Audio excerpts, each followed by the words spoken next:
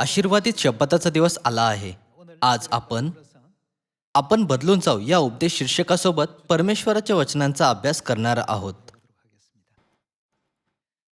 बायबलच्या शिक्षणानुसार असे लिहिले आहे, आपण प्राणमय देहातून, ज्यामध्ये आत्ता आपण आहोत, आध्यात्मिक देहामध्ये बदलून जाऊ. आणि जेव्हा आपण आपल्या सार्वकालिक स्वर्गीय घरी परत जाऊ, तेव्हा आपण स्वर्गामध्ये परमेश्वरासोबत सर्व काळासाठी राहू.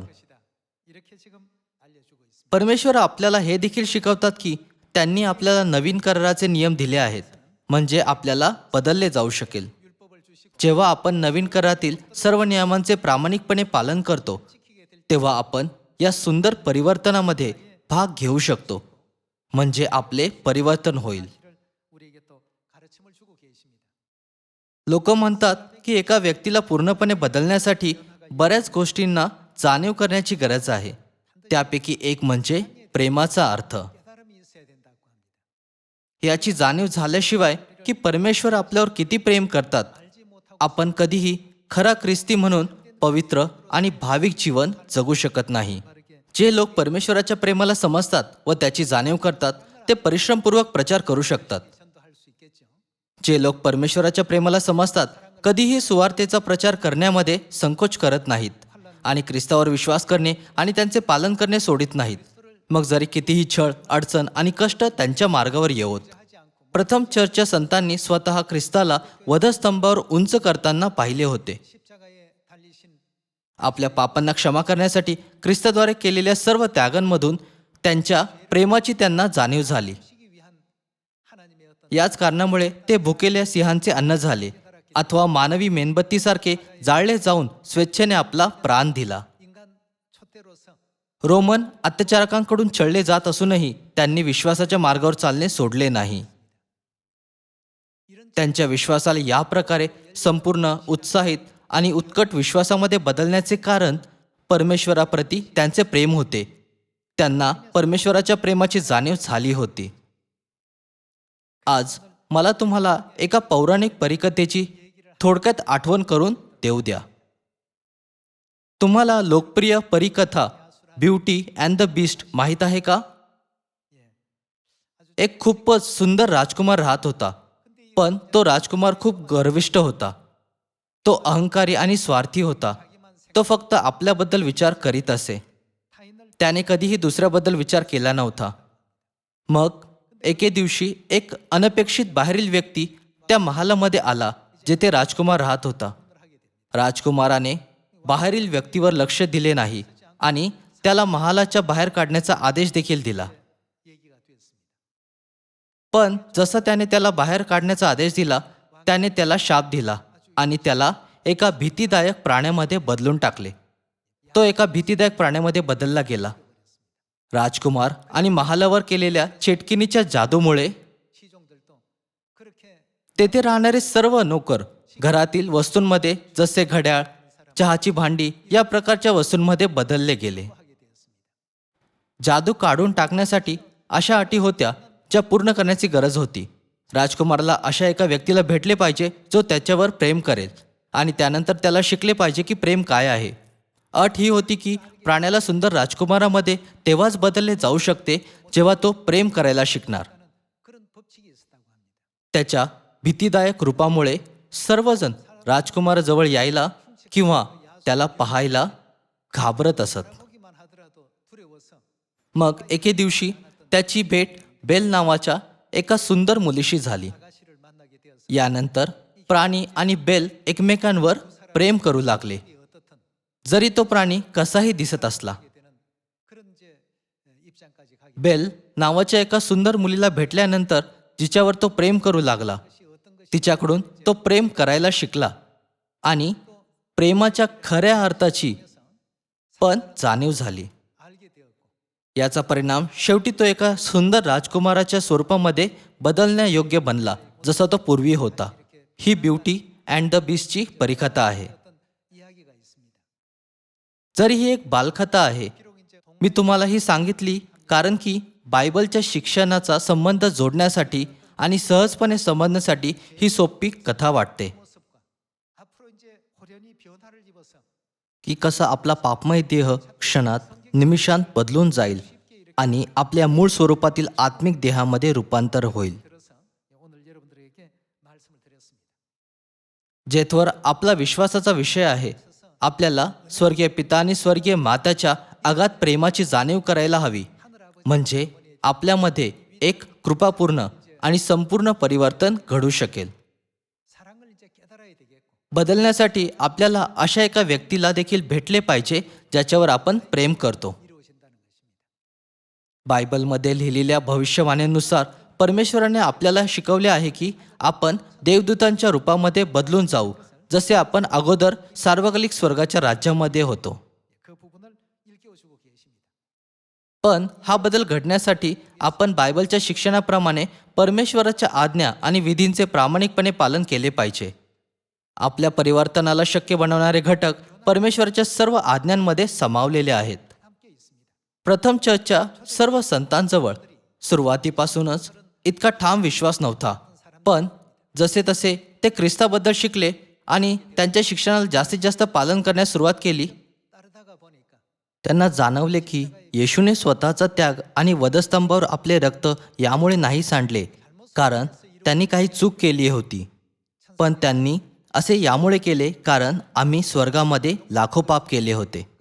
त्यांना जाणवले की येशूला आपल्याबद्दल फटके मारण्यात आले, अपमानित केले गेले आणि वधस्तंभावर टांगले गेले. आमचे अक्षम्य पाप क्षमा केले जावे म्हणून त्यांनी गुपचूप पीडा सहन केली. जसे की त्यांना त्याग करणाऱ्या या प्रेमाची जाणीव झाली, म्हणून या पृथ्वीवर काहीही त्यांच्या विश्वासाला प्रभावित करू शकले नाही. मग कितीही अडचणी, छळ किंवा थट्टा त्यांच्यावर आल्या, जरी कितीतरी लोकांनी त्यांना विधर्मी म्हटलं आणि निंदा केली, काहीही प्रथम चर्च संतांच्या विश्वासाला नष्ट करू शकले नाही. यामुळे आपण बदलून जाऊ. आजच्या या उपदेश शीर्षकाद्वारे आपण आपल्या स्वतःला विचारण्याची गरज आहे की काय आपण खऱ्या अर्थाने परमेश्वराला ओळखतो आणि परमेश्वरावर इतके आघात प्रेम करतो. ज्या क्षणी आपल्याला परमेश्वराच्या प्रेमाची जाणीव होईल, आपल्यामध्ये एक परिवर्तन होईल. परीकथेमध्ये राजकुमार जादूमुळे एक प्राणी झाला, पण त्यानंतर जेव्हा तो एका अशा व्यक्तीला भेटला ज्याच्यावर तो प्रेम करू लागला आणि त्याला त्याची जाणीव झाली की प्रेम काय असते, तेव्हा तो आपल्या पहिल्या स्वरूपामध्ये बदलला गेला. आपल्या विश्वासाबद्दलही असेच आहे. आपल्याला फक्त सवयीनुसार सियोनमध्ये आले नाही पाहिजे, सवयीनुसार प्रचार केला नाही पाहिजे किंवा सवयीनुसार प्रार्थना केली नाही पाहिजे. प्रार्थनेची वेळ परमेश्वराबरोबर बोलण्याची वेळ आहे. जर आपण परमेश्वरावर प्रेम करतो तर आपण त्या वेळेची किती उत्सुकतेने वाट पाहणार. काय आपण अशी आशा करून की जितक्या लवकर शक्य होईल तितक्या लवकर ती वेळ यावी, त्या वेळेची वाट नाही पाहणार. जर आपण परमेश्वराचे प्रेम समजून सियोनला येतो तर काय आपण दर शब्दाच्या दिवशी येथे येण्यासाठी उत्सुक नाही असणार.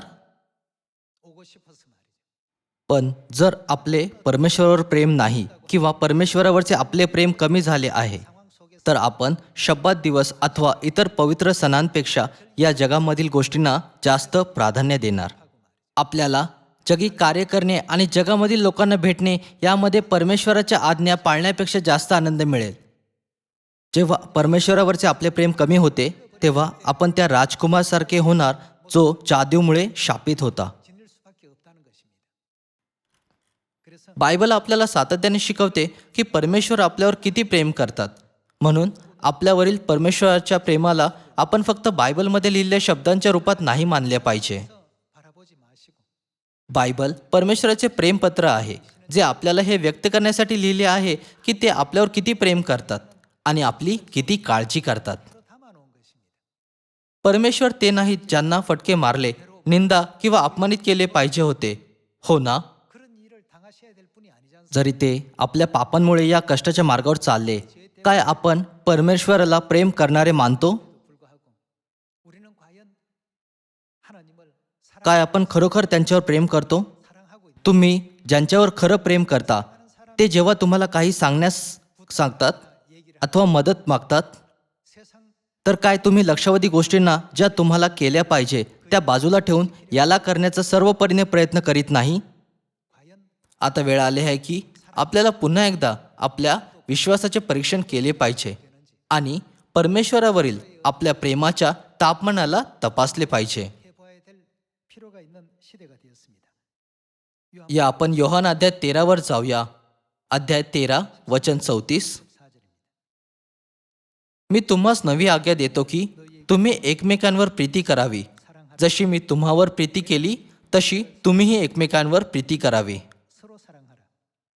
तुमची एकमेकांवर प्रीती असली पाहिजे. त्यावरून सर्व ओळखतील की तुम्ही माझे शिष्य आहात. परमेश्वर सतत आपल्याला सांगतात की ते आपल्यावर किती प्रेम करतात. परमेश्वर आपल्याला परमेश्वरा समान प्रेम मनामध्ये ठेवून आपल्या भाऊ आणि बहिणींची काळजी घेण्यास आणि त्यांच्यावर निस्वार्थ प्रेम करण्यास सांगतात, जसे परमेश्वरने आपल्यावर प्रेम केले.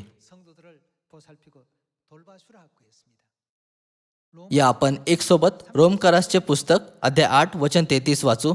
हे म्हणते, देवाच्या निवडलेल्या लोकांवर दोषारोष कोण ठेवील? देवच नीतिमान ठरवणारा आहे. तर दंडाज्ञा करणार कोण? जो मेला इतकेच नाही, तर मेलेल्यातून उठला आहे, जो देवाच्या उजवीकडे आहे आणि जो आपल्यासाठी मध्यस्थही करीत आहे, तो ख्रिस्त येशू आहे. ख्रिस्ताच्या प्रीतीपासून आपल्याला कोण विभक्त करील? प्रेषित पौल परमेश्वराच्या प्रेमाला समजला होता, म्हणून त्याने 39 फटके अथवा दगडमार किंवा वेतांचा मार खाणे यांपासून वाचण्याचा प्रयत्न केला नाही. त्याने अनेक अडचणींचा सामना केला. तो भुकेला होता आणि तो नद्यांच्या संकटात व लुटारूंच्या संकटामध्ये होता. या बाह्य परिस्थिती आणि संकटांमधून काहीही त्याच्यासाठी महत्त्वाचे नव्हते, कारण की त्याला आपल्यावरील परमेश्वराचे प्रेम जाणवले होते. प्रेषित पौलाने या पृथ्वीवर फक्त मनुष्यजातीच्या तारणासाठी, ज्याला परमेश्वर पूर्ण करू इच्छित होते, सर्व प्रयत्न केले. या आपण वचन 35 सोबत सुरू ठेवूया. ख्रिस्ताच्या प्रीतीपासून आपल्याला कोण विभक्त करील? क्लेश, आपत्ती, छळवणूक, उपासमार, नग्नता, संकट किंवा तलवार ही विभक्त करील काय? शास्त्रात लिहिल्याप्रमाणे तुझ्यामुळे आमचा वध दिवसभर होत आहे, कापावयाच्या मेंढरासारखे आम्हाला गणिले आहे. वचन 37. उलट पक्षी, ज्याने आपणांवर प्रीती केली त्याच्या योगे या सर्व गोष्टीत आपण महाविजयी ठरतो. जसे की त्याच्याजवळ प्रेम करणारा होता, प्रेमाची जाणीव होती आणि जे आपल्यावर प्रेम करतात त्यांच्याद्वारे दिलेले प्रेमळ हृदय होते. म्हणून हे सर्व बाह्य घटक त्याच्यासाठी शून्य अशी झाली. तो या सर्व घटकांवर विजयी होऊ शकला, कारण की त्याने त्यांना काहीच नाही मानले. पण परमेश्वरावरील प्रेमाशिवाय आपल्यासाठी या सर्व अडचणींचा अनुभव घेत विश्वासाच्या जीवनातून पार होणे कठीण आहे. हे खूपच वेदनादायक आणि त्रासदायक आहे. सर्व लोकांनो, जर तुम्ही अशा व्यक्तीच्या जागी मरण पावता ज्याच्यावर तुम्ही प्रेम करता, तर त्या मृत्यूमध्ये त्रास असणार नाही. पण जर तुम्ही एका अनपेक्षित मृत्यूचा सामना करता, तर त्या मृत्यूने खूप त्रास जाणवेल, मग तो कोणत्याही प्रकारचा मृत्यू का असेना. येथे लिहिले आहे की उलट पक्षी, ज्याने आपणांवर प्रीती केली त्याच्या योगे या सर्व गोष्टीत आपण महाविजय ठरतो. या आपण वचन 38 सोबत सुरू ठेवूया. कारण माझी खात्री आहे की मरण, जीवन, देवदूत, अधिपती, वर्तमान काळाच्या गोष्टी, भविष्य काळाच्या गोष्टी, बले, उंची, खोली किंवा दुसरी कोणतीही सृष्ट वस्तू, ख्रिस्त येशू आपल्या प्रभू याच्यामध्ये देवाची आपल्यावरील जी प्रीती आहे तिच्यापासून आपल्याला काय करावेल? विभक्त करावायला समर्थ होणार नाही. रोमकरासचे पुस्तक अध्याय 8 स्पष्टपणे त्या विश्वासाच्या दिशेला दाखवतो जो आपल्याकडे असायला पाहिजे. आपण दर दिवशी प्रार्थनेच्या वेळेस प्रार्थना करतो, दर शब्दाच्या दिवशी उपासना करतो आणि तिसऱ्या दिवसाच्या उपासनेबरोबरच सण देखील पाळतो.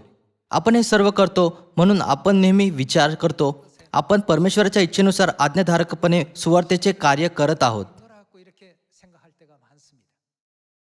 पण बाह्य स्वरूपात चांगले कार्य करणे विश्वासाची योग्य दिशा नाही. परमेश्वराकडून आपल्याला दिलेल्या दाखल्यांमध्ये निधन आणि गहू आहेत. गव्हामध्ये आणखी काय असते? परमेश्वर म्हणतात की त्यामध्ये भुसा देखील असतो. भुसा दिसायला गव्हासारखाच वाटतो, पण आतमधून तो पूर्णपणे रिकामा असतो. आपल्याला परमेश्वरावरील प्रेमासोबत विश्वासाला स्थापित करणे, या प्रेमासोबत प्रचार करणे, या प्रेमासोबत प्रार्थना करणे आणि या प्रेमासोबत आपल्या विश्वासी जीवनामध्ये सर्व काही करण्याची गरज आहे. जर आपण आपल्या भाऊ आणि बहिणींना त्या प्रेमाने पाहतो जे परमेश्वराविषयी आपल्या मनामध्ये आहे, तर आपण सर्व भाऊ बहिणींची काळजी करू शकू. जर आपण परमेश्वराच्या प्रेमासोबत शब्दाच्या दिवसामध्ये सहभागी होऊ, तर आपले हृदय खरोखर आनंदी होईल.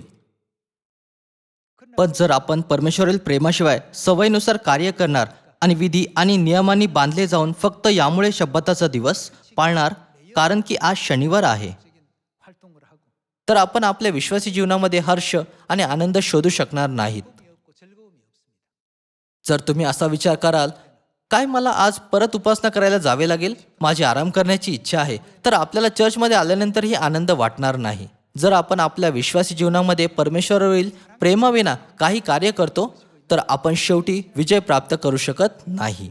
जेव्हा आपल्याकडे परमेश्वरावर विश्वास आणि प्रेम असेल, तेव्हा आपण सर्व अडचणींवर मात करून विजयाच्या पुढे जाऊ.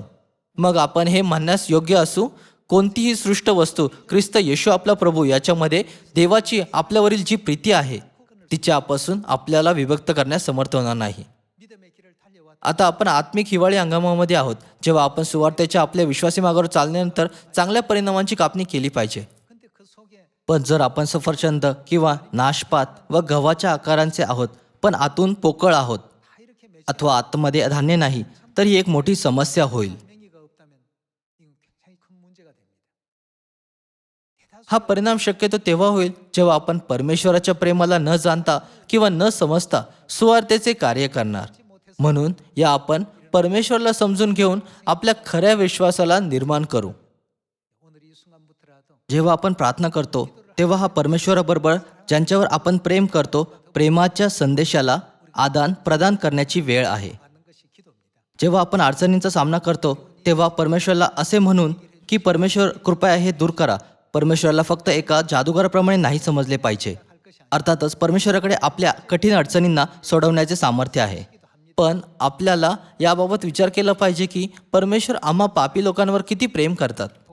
या व्यतिरिक्त आपल्याला यावर विचार केला पाहिजे की आपल्याला सुवार्ता ऐकू देणे, आपले सत्यामध्ये मार्गदर्शन करणे आणि आपल्याला पापांची क्षमा देणे या प्रक्रियांमध्ये परमेश्वराला फार त्रास झाला असेल. त्यांनी किती प्रयत्न केले असतील आणि ते किती निराश झाले असतील, म्हणजे आपण स्वर्गाच्या राज्यामध्ये प्रवेश करू शकू. अशा प्रकारे आपण एक योग्य विश्वास निर्माण करू शकतो आणि परमेश्वरामध्ये स्थिर राहू शकतो. मग जर आपण परमेश्वराचे प्रेम समजलो नाही, तर काय आपण त्या लोकांच्या गटांमध्ये सहभागी होऊ शकणार जे क्षणात, निमिषात, शेवटला करणा वाजताच बदलून जातील? आपल्याला या मुद्द्यांवर देखील विचार करण्याची गरज आहे. या पहिल्या थेसलोनिकरासचे पुस्तक अध्याय 4 वचन 14 वर जाऊया. कारण येशू मरण पावला व पुन्हा उठला, असा जर आपला विश्वास आहे, तर त्याप्रमाणे येशूच्या द्वारे जे झोपी गेले आहेत त्यांना देव त्यांच्याबरोबर आणील. प्रभूच्या वचनावरून आम्ही हे तुम्हाला सांगतो की प्रभूचे येणे होईपर्यंत जे आपण जिवंत असे उरू ते आपण झोपी गेलेल्यांच्या आघाडीस जाणारच नाही. कारण आज्ञाध्वनी, आद्य दिव्य दूतांची वाणी व देवाच्या तुतारीचा नाद होत असता प्रभू स्वतः स्वर्गातून उतरेल आणि ख्रिस्तामध्ये जे मेलेले आहेत ते पहिल्याने उठतील. नंतर जिवंत उरलेले आपण त्यांच्याबरोबर प्रभूला सामोरे होण्यासाठी मेघारूढ असे अंतराळात घेतले जाऊ आणि तसेच सदा सर्वदा प्रभूजवळ राहू. म्हणून या वचनांनी एकमेकांचे सांत्वन करा. बायबलमध्ये लिहिलेल्या भविष्यवाणीप्रमाणे या गौरवशाली दिवशी जेव्हा प्रभू स्वतः आज्ञाध्वनी, आद्य दिवदूतांच्या वाणीसह स्वर्गातून उतरेल आणि देवाच्या तुतारीचा नाद होईल, तेव्हा आपण उचलले जाऊ आणि अंतराळात परमेश्वराला सामोरे जाऊ, म्हणजे आपण त्या कृपा आणि गौरवामध्ये प्रवेश करू शकू. येथे लिहिले आहे आपण अंतराळात घेतले जाऊ, पण उचलले जाण्याच्या या भावनेला पहिल्या करंथीकरासच्या पुस्तकामध्ये बदलून जाऊच्या रूपात वर्णन केलेले आहे. तर या आपण पहिल्या करंथीकरास अध्याय 15 वर एक दृष्टी टाकूया आणि अध्याय 15 वचन 50 द्वारे हे स्पष्ट करूया. बंधुजन हो, मी असे म्हणतो की मांस व रक्त यांना देवाच्या राज्याचे वतन मिळू शकत नाही. आणि विनाशीपणाला अविनाशीपणाचे वतन मिळत नाही. पहा, मी तुम्हाला एक रहस्य सांगतो. आपण सर्वच महानिद्रा घेणार नाहीत, तर आपण सर्वजण आपल्यासोबत काय होईल? आपण सर्व बदलून जाऊ. क्षणात, निमिषांत, शेवटला करणा वाजेल तेव्हा. कारण करणा वाजेल, मेलेले ते अविनाशी असे उठवले जातील आणि आपण बदलून जाऊ. या वचन 53 वाचण्याद्वारे पाहूया की कशा प्रकारचा बदल घडेल. कारण हे जे विनाशी त्यांनी अविनाशी पण परिधान करावे आणि हे जे मर्त्य त्यांनी अमरत्व परिधान करावे, हे आवश्यक आहे. हे जे विनाशी त्यांनी अविनाशी पण परिधान केले आणि हे जे मर्त्य त्यांनी अमरत्व परिधान केले, असे जेव्हा होईल तेव्हा मरण विजयात गिळले आहे असा जो शास्त्रलेख आहे तो पूर्ण होईल. अरे मरणा, तुझा विजय कुठे? अरे मरणा, तुझी नांगी कुठे? मरणाची नांगी पाप आणि पापांचे बळ नियमशास्त्र आहे. परंतु जो देव आपल्या प्रभू येशू ख्रिस्ताच्या द्वारे आपल्याला जय देतो त्याची स्तुती असो.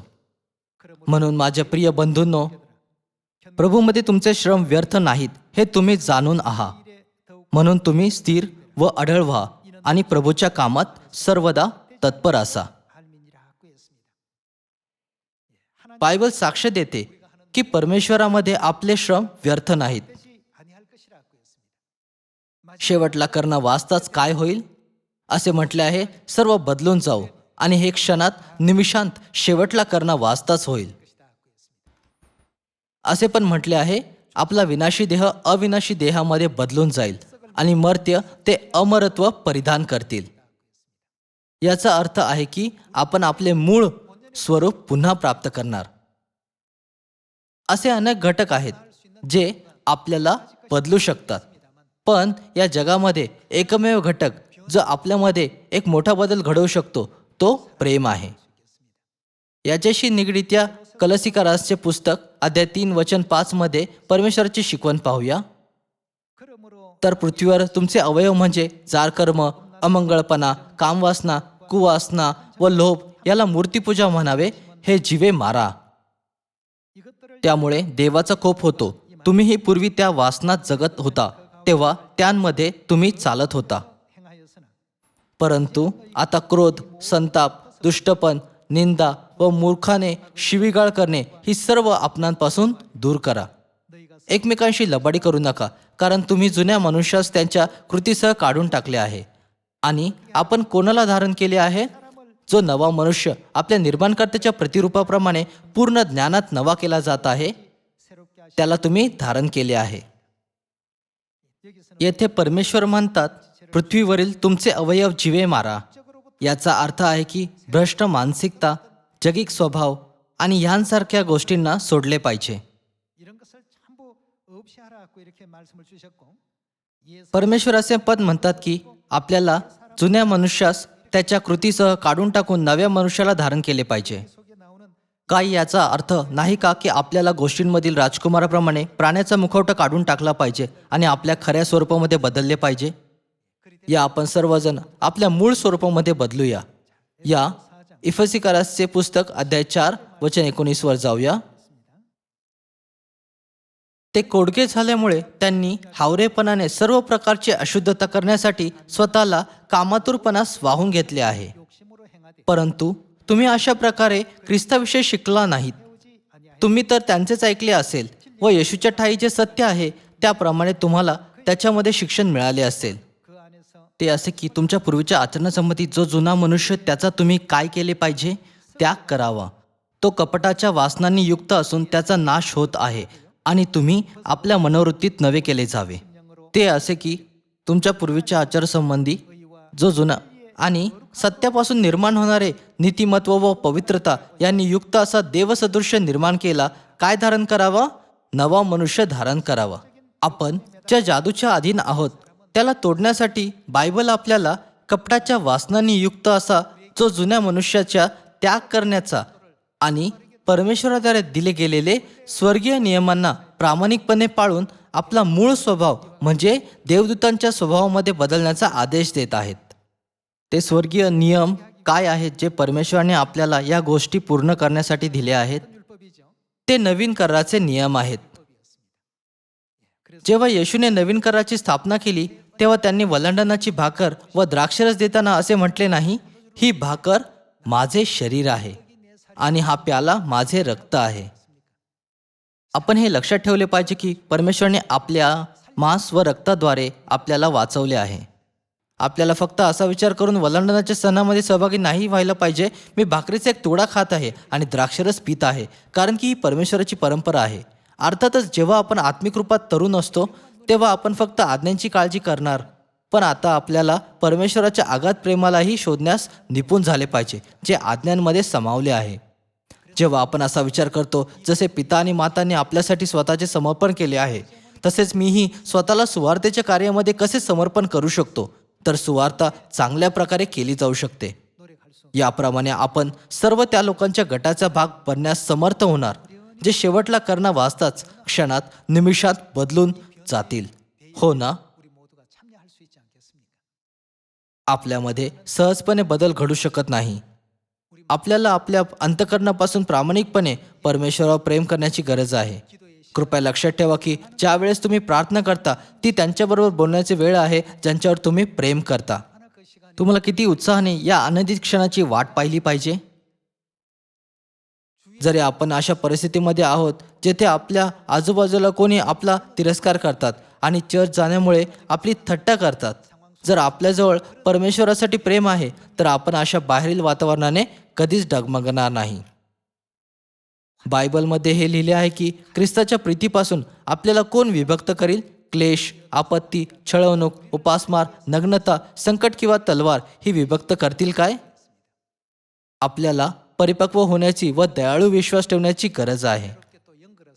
या परिपक्व आणि दयाळू विश्वास सोबत त्यावेळी जेव्हा आपण क्षणात निमिषात बदलून जाऊ, आपण परमेश्वराला म्हणू शकतो, पिता आणि माता आमची काळजी करतात आणि आमच्यावर खूप प्रेम करतात.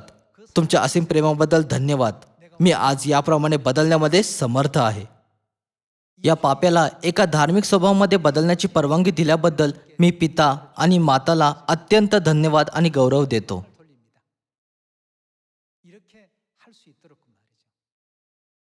आज या शब्दाच्या दिवशी या आपण पुन्हा एकदा त्यांच्या प्रेमाबद्दल विचार करू आणि पिता परमेश्वर आणि माता परमेश्वर यांच्यासोबत ज्यांच्यावर आपण प्रेम करत आहोत खऱ्या अर्थाने कृपापूर्ण, अर्थपूर्ण व आनंदित शब्दात दिवस पाळू. आशा करून की तुम्हाला जास्त कृपा प्राप्त झाली आहे, मी आजचा उपदेश समाप्त करू इच्छितो. आपले खूप खूप धन्यवाद.